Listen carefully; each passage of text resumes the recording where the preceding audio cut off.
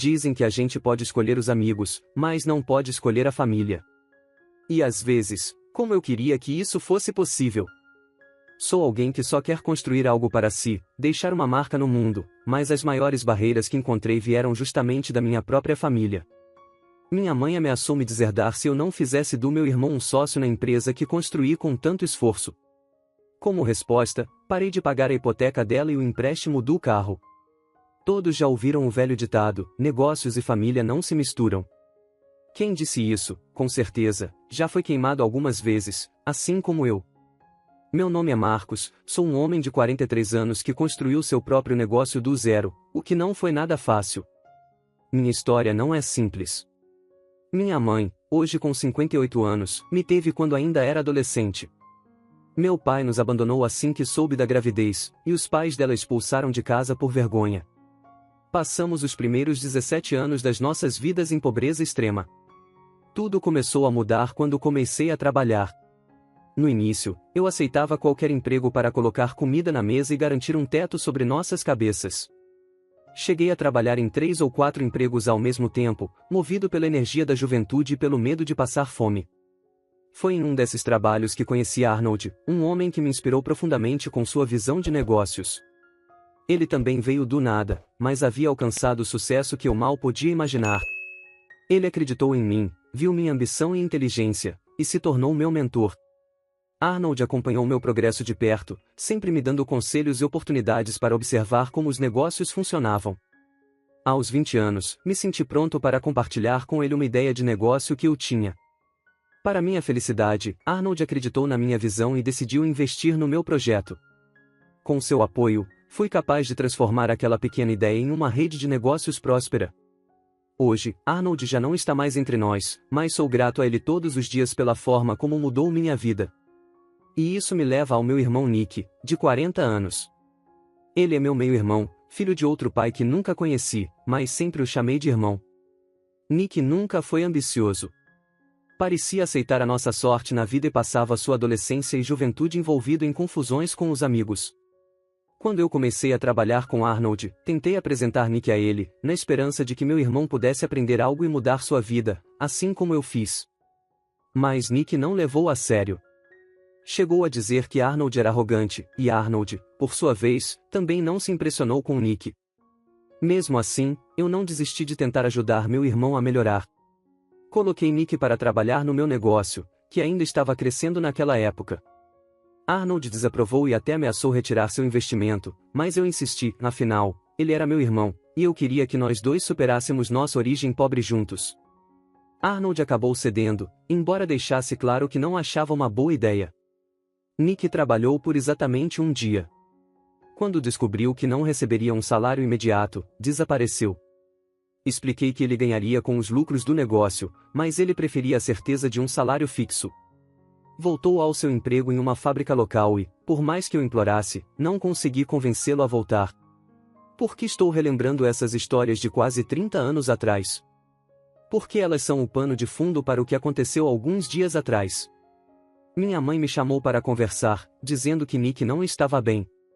Ele estava passando por dificuldades financeiras e precisou voltar a morar com ela. Não fiquei surpreso, já que Nick sempre passava por fases difíceis, e nesses momentos, voltava para a casa da mamãe. Já estava preparado para o momento em que ela me pediria dinheiro para ajudá-lo, como sempre. Mas o que minha mãe disse a seguir realmente me chocou. Ela me contou sobre as dificuldades de Nick em manter um emprego estável, algo que eu já sabia muito bem. O que eu não esperava era o pedido que veio logo depois. Ela queria que eu fizesse de Nick um sócio na minha empresa. Eu mal podia acreditar no que ouvia. Ela continuou, dizendo que os empregos que oferecia Nick no passado eram muito baixos para ele e que, segundo ela, era embaraçoso para o irmão do fundador trabalhar como um simples gerente. Deus sabe o quanto eu tentei ajudar Nick. Ofereci diversas oportunidades em minhas empresas, e até me dispus a treiná-lo para uma posição gerencial, prometendo que ele poderia crescer conforme ganhasse experiência. Mas toda vez que Nick começava, ele desaparecia após alguns dias, sem dar nenhuma explicação. Chegou o momento em que parei de tentar. Você não pode salvar quem não quer ser salvo. Eu expliquei à minha mãe que não tinha como simplesmente dar uma posição de destaque para Nick. Ele não tinha ética de trabalho e não era qualificado. Estava disposto a começar com ele do zero, permitindo que ele subisse de cargo conforme provasse seu valor, mas torná-lo meu sócio estava completamente fora de questão. Passei mais de 20 anos construindo essa empresa do nada. Não havia como eu simplesmente entregar uma parte do que lutei tanto para conquistar. Mas ele é seu irmão, minha mãe disse, como se isso automaticamente desse a ele o direito a décadas do meu esforço e trabalho duro. Concordei que ele era meu irmão, e que eu me importava com ele, claro. Foi exatamente por isso que tentei envolvê-lo no negócio quando ainda estava começando. Foi por isso que lhe dei tantas chances, todas desperdiçadas. Eu já estava cansado de tentar. Perguntei quanto dinheiro ele precisava, mas minha mãe reagiu com desprezo: nós não queremos suas esmolas. Ela continuou, dizendo que, desde que me tornei bem-sucedido, tenho usado o dinheiro como uma ferramenta de controle.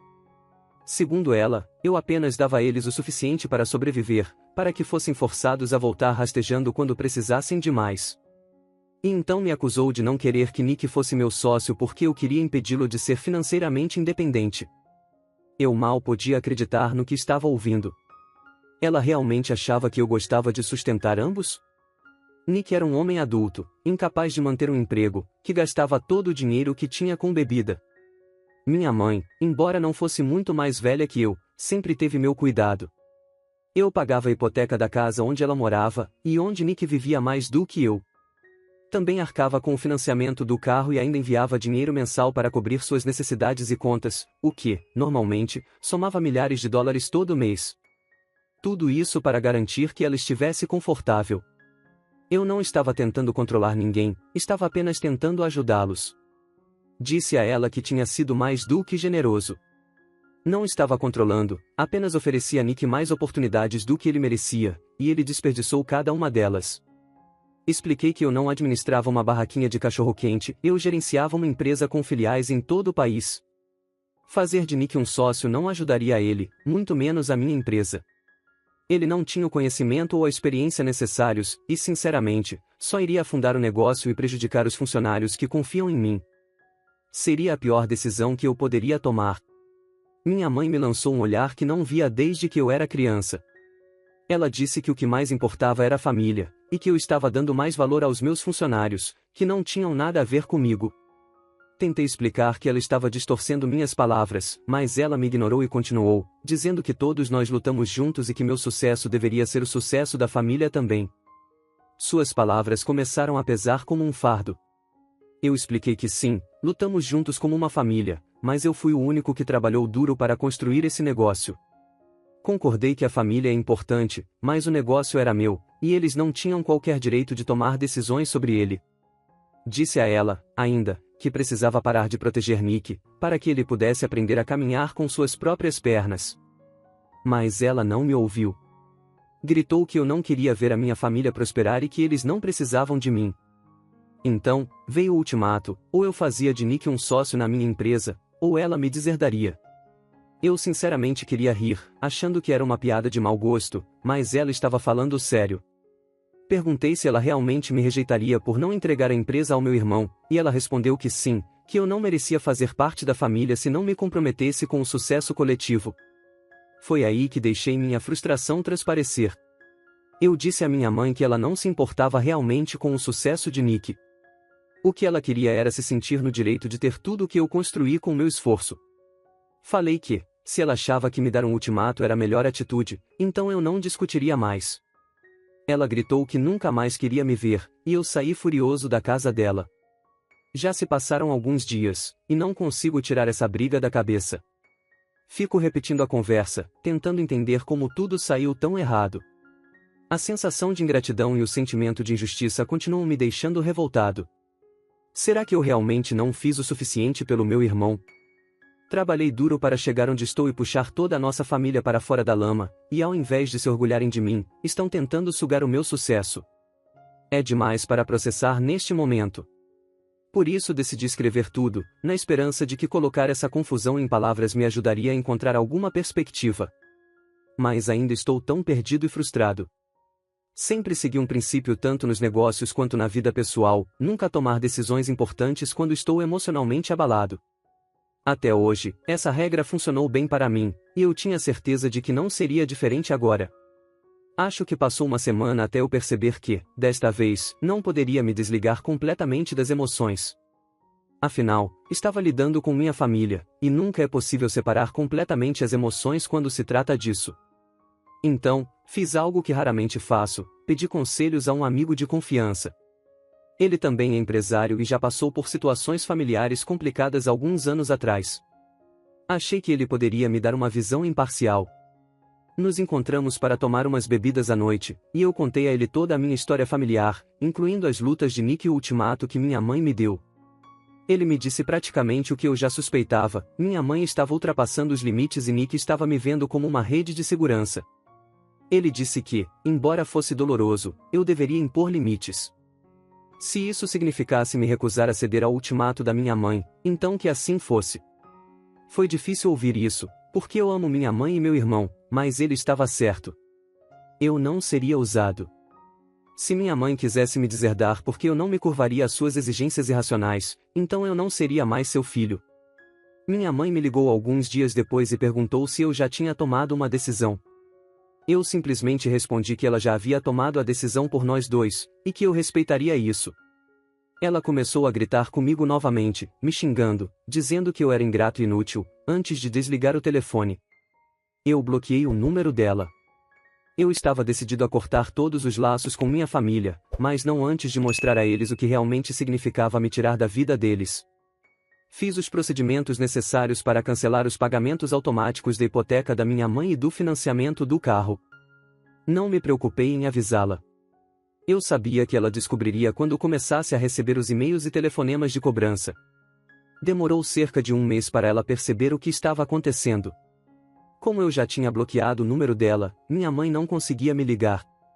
Até que, um dia, cheguei em casa e a encontrei sentada na minha porta da frente.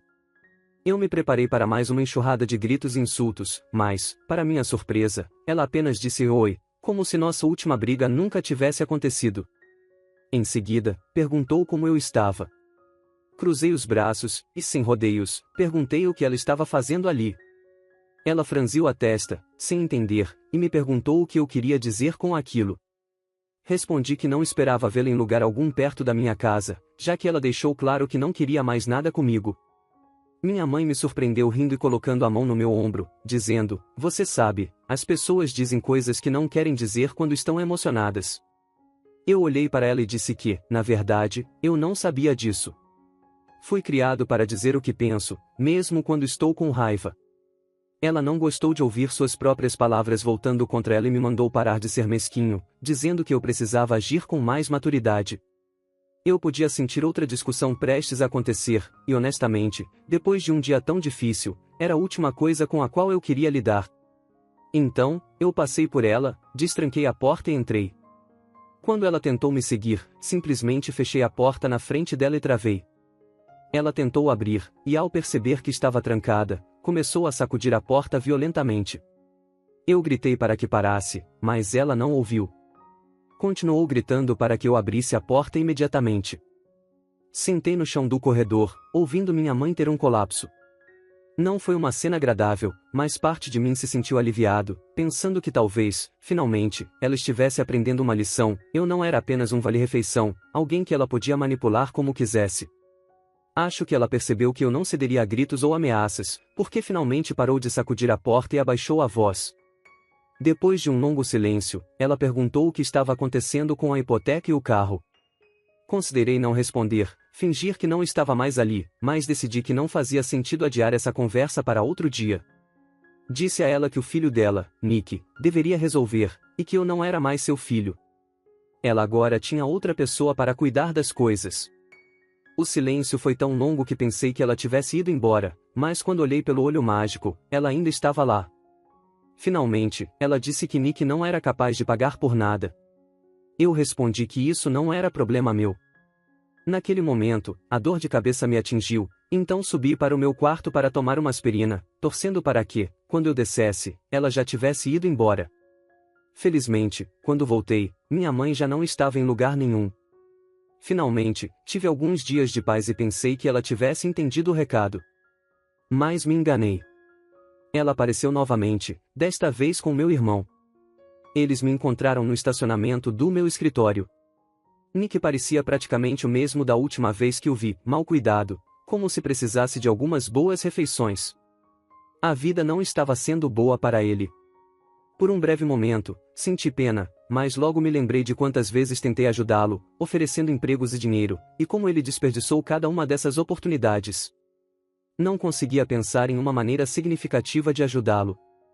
Eu poderia lhe dar $1 milhão, e ele gastaria tudo em 2 meses. Como você ajuda alguém assim? Nick veio direto para cima de mim, me acusando de ter abandonado nossa mãe. Era apenas o meio da tarde, mas já pude sentir o cheiro de álcool em seu hálito. Eu disse a ele que ela foi quem me renegou, e que ele deveria sair do meu caminho. Ele agarrou minha camisa e tentou me sacudir, mas não teve muita sorte. Somos quase da mesma altura, mas eu cuido bem do meu corpo, vou à academia pelo menos 3 vezes por semana e jogo squash nos fins de semana. Nick, por outro lado, era magro e já tinha tomado uns bons drinks. Ele não conseguiu me mover, mas, por alguma razão, achou que me dar um empurrão violento seria uma boa ideia. Ele acertou meu estômago com força, me pegando de surpresa. Tropecei um pouco para trás enquanto ele ria. Mas logo reagi e o empurrei de volta, derrubando-o no chão. Minha mãe gritou e correu para se colocar entre nós, estendendo os braços para proteger Nick. Talvez ela soubesse que ele estava em maior perigo ou, talvez, simplesmente estivesse escolhendo o lado dele. Limpei o canto da minha boca e ajeitei minha camisa. Olhei para eles e disse com firmeza: eu não quero ver vocês dois aqui de novo, a menos que estejam vindo para pedir desculpas. Vocês tomaram suas decisões, e agora precisam viver com elas. Eu não serei responsabilizado por suas escolhas ruins. Minha mãe começou a chorar e implorar, mas para mim já estava tudo acabado.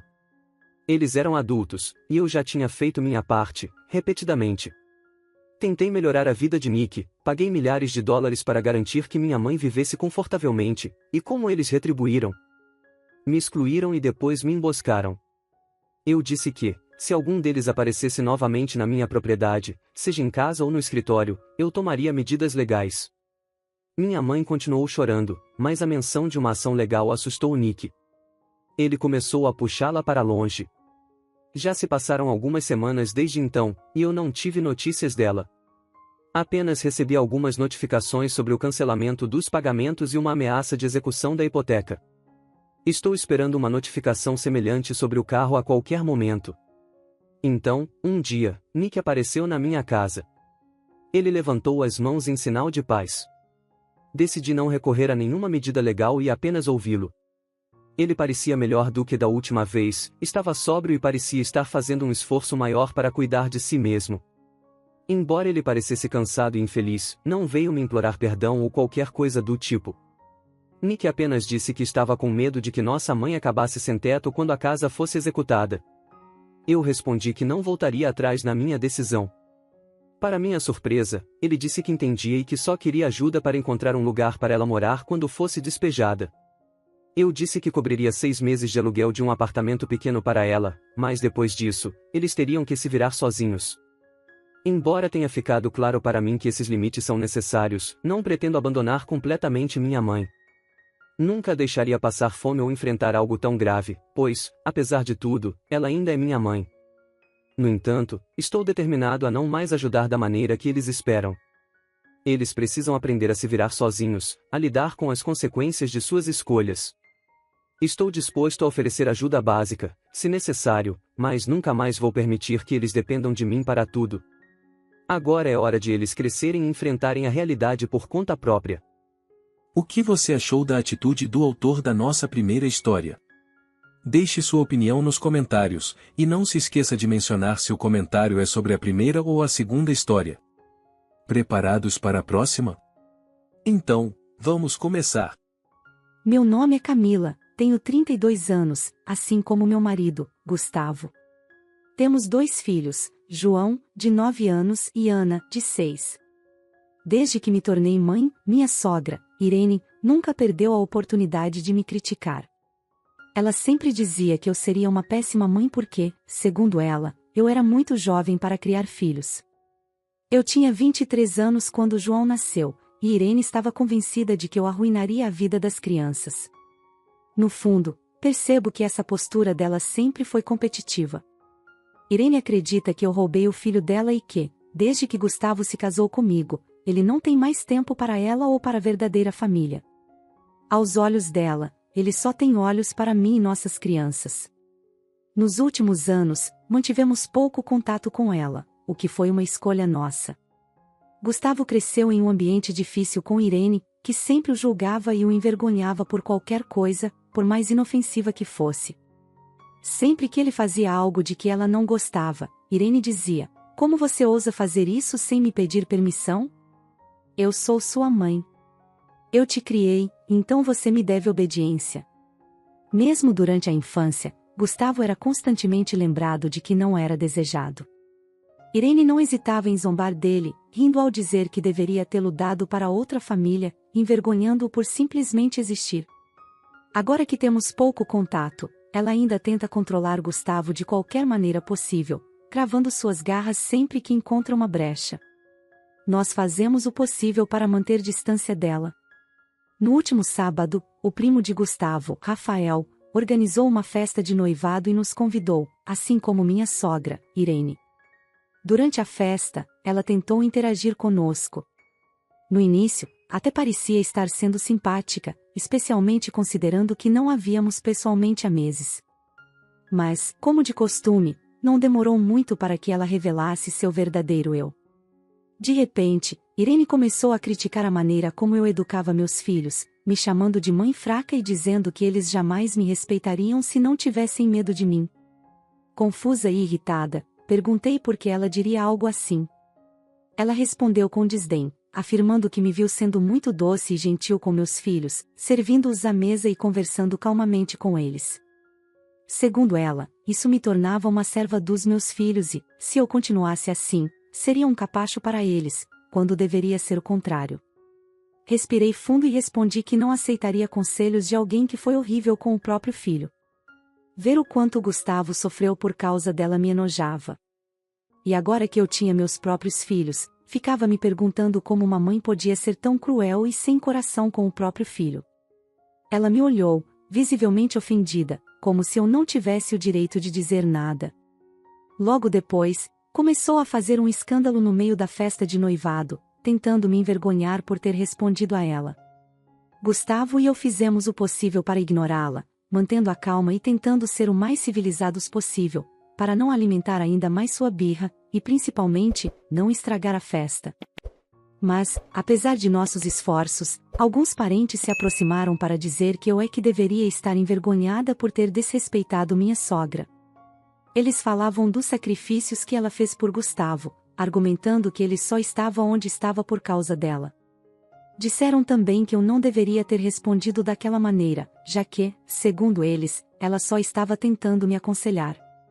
No final, colocaram a culpa do escândalo e do clima tenso da festa na minha resposta. Na visão deles, eu deveria ter ficado calada. Saímos pouco depois, mas Irene, não satisfeita, ainda ligou para Gustavo, chorando e se queixando de como havia sido tratada. Ele a interrompeu, dizendo que ela estava sendo terrível, e desligou o telefone. Agora, fico me perguntando se vale a pena continuar lidando com essa situação.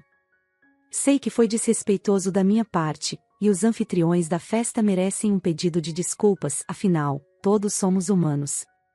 Mas, ao mesmo tempo, minha sogra também deveria ter se controlado. Ficar repetindo que sou uma mãe ruim é pura grosseria. Tenho quase certeza de que Irene armou essa situação para que todos ficassem do lado dela. Talvez eu devesse me desculpar com quem ficou chateado, exceto com ela, e deixar claro que esse comportamento da parte dela é recorrente. Eu até consideraria um pedido de desculpas para Irene, se ela se comprometesse a parar de me criticar e atacar a forma como crio meus filhos. Não acho que eu deva desculpas a ela, mas seria uma maneira de transferir a responsabilidade e aliviar o peso de sempre estar sob julgamento. No final das contas, vejo que minha sogra tem mais culpa nessa situação do que eu. Mesmo assim, ao invés de manter a compostura, acabei falando o que precisava ser dito em um momento inadequado, durante o noivado de outra pessoa. Embora eu tenha dito a verdade e tenha sido provocada, talvez o local e a ocasião não tenham sido os mais apropriados para essa conversa. Depois de refletir bastante, decidi ligar para os anfitriões da festa e pedir desculpas pela discussão que tive com minha sogra. Eles foram compreensivos e disseram que estava tudo bem, já que conhecem bem como ela pode ser difícil. Quanto à minha sogra, eu e meu marido tomamos a decisão de nos manter o mais distante possível dela. E, com certeza, ela não terá acesso aos nossos filhos. Ao contrário de como meu marido foi criado, nossos filhos serão educados com amor. Serão disciplinados, sim, mas sempre com amor e cuidado. Mas o que vocês acham? Estou certa em cortar totalmente a relação com ela, ou acreditam que há uma maneira de manter uma relação saudável? Se vocês acham que é possível, por favor, me digam como, porque realmente eu não sei. Você tem algum conselho para a autora da última história de hoje?